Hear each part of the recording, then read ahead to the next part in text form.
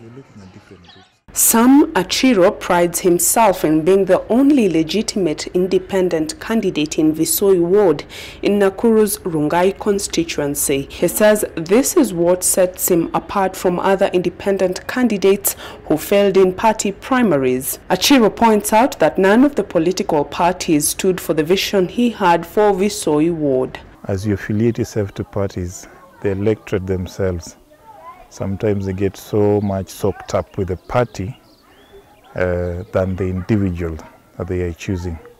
So we end up choosing a party and not an individual.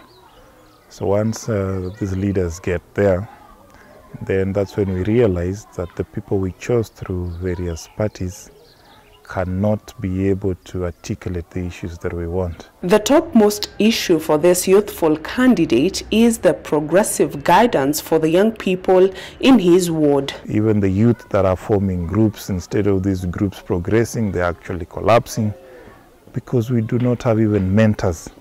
And the leaders that are there have not even been mentors to these young generation. Mukoma Munyuthe hopes to trounce 6 other candidates for the Senate seat here in Nakuru. His focus is on reviving collapsed industries and making Nakuru lucrative for industrial investments. We can introduce incentives, lower electricity tariffs, provide land to investors, revive back the plants that were here, and also add more so that Nakuru becomes a place where you find employment. The current Nakuru Senator James Mungai, who is eyeing the governorship of Nakuru independently, says he seeks to represent the diverse communities housed in this county. When I look at the presidential results, of 2013, the presidential candidate then, who is also the NASA candidate now, was able to get close to almost 110,000 votes in Nakuru. Meaning that there is a presence of all types of supporters here. While the 2017 elections have witnessed a record high in the number of independent candidates, church leaders are of the opinion that the rise in the number of independent candidates shows that political parties have not matured in democracy. Kenyans are not ready for defeat.